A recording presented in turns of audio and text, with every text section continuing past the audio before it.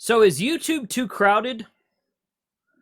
Have you ever wondered about creating a channel and thinking, well, I don't think I have what it takes, or I don't really know if anyone cares what I have to say, or maybe there's a lot of people who've already said what I want to say? Well, we're going to talk about that and more today in this episode.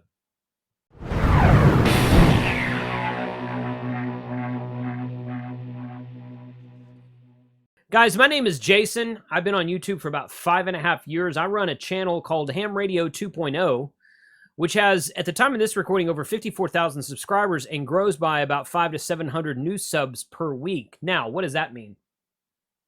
All that means is I want to help you build a YouTube channel.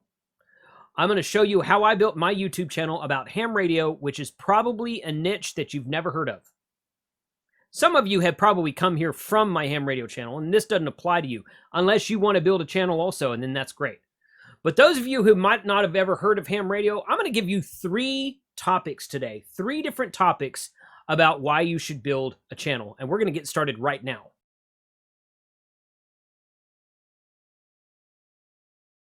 The first topic is the subject of how many people are on YouTube. Is there enough room? Is it full? Is it overcrowded?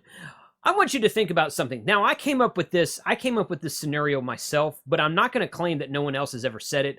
I'm just going to simply say that I've never heard anyone else ever say it. Maybe it's been said before and maybe not, but think of it this way, okay? You see these books back here? This is the 10X Rule by Grant Cardone. That's 1 Million Followers by Brendan Kane.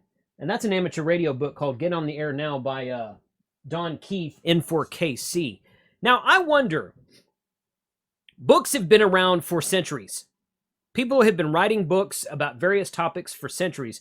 If you go to Amazon, you go to Barnes & Noble, which you can still find Barnes & Noble stores that are walk-in. You can buy physical books. But you go to Amazon, you look through the Kindle book section, you look through the hardback book section that you can purchase a book and have it shipped to you. Do you think there's a slowdown in books? Do you think if an author has an idea about how to write a book about how to do backyard barbecuing, do you think that's going to stop him? Do you think that he looks at the list of books that are out there and says, wow, there's already about 1.5 million books about backyard barbecuing. Why do I need to write one? Or do you think that guy's going to be successful? Or do you think the guy's going to be successful that says, well, yeah, there's a lot of books out there, but none of them are written by me. I might have something to offer. I've got this special recipe I want to do, and go from there. So my point is that people are still writing books after centuries of books being written. You know, the Bible is estimated to be over 5,000 years old, some parts of it. And people are still writing books about the Bible. People are still writing new books about any subject matter that's out there. Okay? So why do you think YouTube is full? YouTube's been around since 2005, so it's just over 15 years old at the time of this recording. Why do you think YouTube is full? It's not even 2 decades old yet. And people have been writing and authoring and coming up with new ideas for books for literally centuries. Some books that we still read today. So don't think that YouTube is full. YouTube's not full because there's a lot of people out there with something to say that haven't even tried it yet.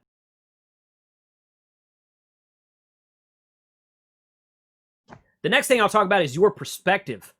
Okay, so your perspective, so I keep using the topic of cooking channels. And the reason as I said in a previous video, the reason cooking channels are popular, okay, is because everyone eats, and generally we do it 3 times a day. So think about how many billions of people are on the planet right now eating 2 to 3 times a day. Yeah, I know there's a lot of impoverished countries out there and people don't have food for days and weeks on end. I understand that, but that's not the topic of this conversation. What I'm talking about is those people need to eat too. And generally speaking, those types of people are not going to be watching YouTube anyway. So I'm talking about the people who watch and understand YouTube and get their information from YouTube and have access to YouTube or any other social media outlet and eat meals 3 times a day. If you eat breakfast, lunch, and dinner, okay? So, but there's a lot of cooking channels on YouTube. Why? Because everyone eats. but no one else can cook like you can. And I'm just using cooking as an example. Let's take a car repair channel. Okay, you say you've got an old junker car out in your barn, out in your garage, out on a piece of land your folks own. Say they've got an old beat up Ford truck or a 57 Chevy. You got a 57 Chevy out there? If you got a 57 Chevy out there, you need to be on YouTube restoring that thing like right now. I'm just telling you. But car channel, how to replace brake pads, how to bleed brakes, how to replace brake rotors, how to change a spare tire, how to replace windshield wiper blades, how to change a master cylinder, how to tune a carburetor, how to tune a fuel injector, how to install a K&N filter into your vehicle. Do you see where I'm going here? There's endless things that you could do. You say, well, there's a lot of car channels out there already. And yeah, one of my favorite channels is actually called Vice Grip Garage. If you guys don't know that one, go check that one out. I'll link it right here. Vice Grip Garage. That dude is hilarious. He goes out in the fields and he finds abandoned vehicles in a field and he's like, let's see if we can get it to run. And he always gets it to run. I mean, he probably spends weeks and weeks trying to get this car to run and squunched down in like a 45-minute video. But he's hilarious. He's got a great personality. He's a really great dude. Been following him for a short bit, but other channels are out there doing the same thing he's doing. Car repair, car restoration. Everybody drives cars. At least everybody who's watching, most people who watch YouTube have some sort of mechanized transportation. Even people in like New York City that don't own a car, but they get on the subway to go to work every day. Well, there's cars in New York City. There's taxis and Ubers in New York City. So they know what cars are. So a channel about cars, they're going to understand what that is. Not all those people would understand what a channel about ham radio is. The point is, you can do whatever subject matter you want to do, whatever your expertise is in. No one else has done it from your perspective.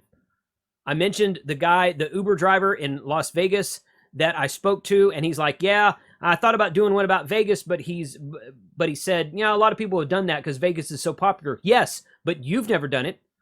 And people who have done it don't have your perspective. They haven't been the same places you go. You might know some places that other people don't know. And even if those places have been reviewed, you might have different opinions about them. Maybe they've changed owners. Maybe they moved locations. Maybe you just have more insight since you've been driving Ubers and taxi cabs in Las Vegas for more than a decade. Nobody has your perspective. Okay, so even though the subject matter may exist out there, in fact, the subject matter existing on YouTube is a good thing. That means people are interested in it. The fact that I've built a channel about ham radio with over 54,000 subs that grows by 500 to 700 per week, what does that tell me? What does that tell you? That should tell you that there's people interested in ham radio. Now, ham radio is a much more narrow, unknown niche than car repair or cooking. But that doesn't mean that people aren't interested in it. If I made a ham radio channel and 2 people subscribed to me after 5 years, I wouldn't be doing it anymore. So find a niche that interests you, something you're passionate about, and do it from your perspective because only you have your perspective.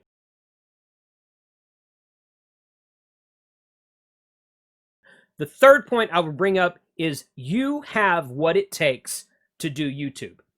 Now, some people are like, well, I don't like being in front of a camera.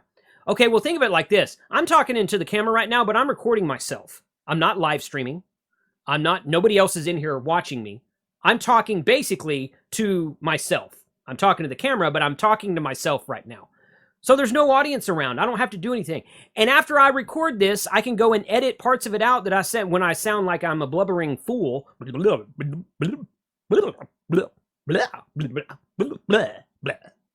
But I can edit all that out. And then at the end of it, if I don't like it, I'm like, I don't have to post this.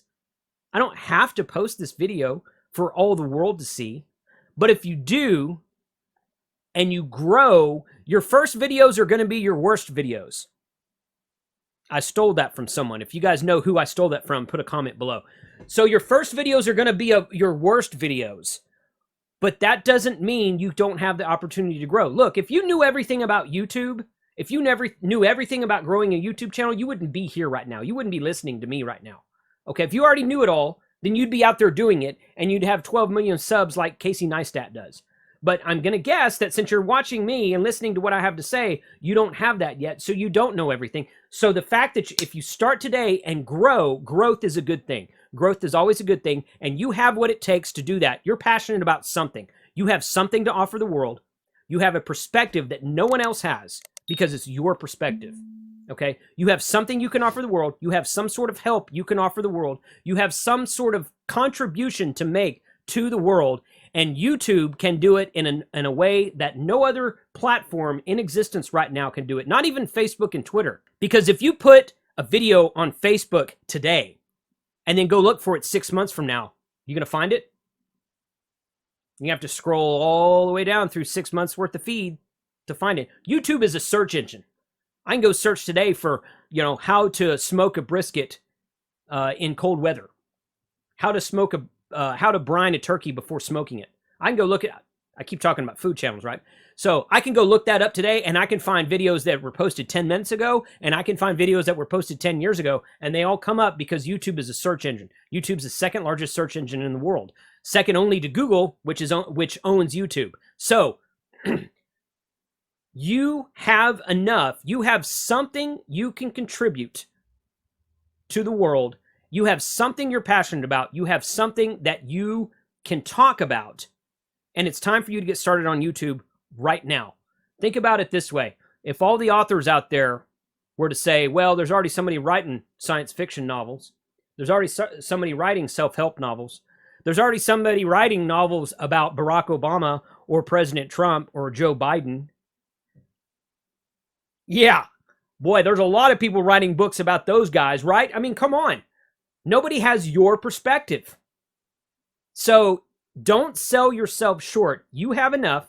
You are enough. You have what it takes. You can learn this.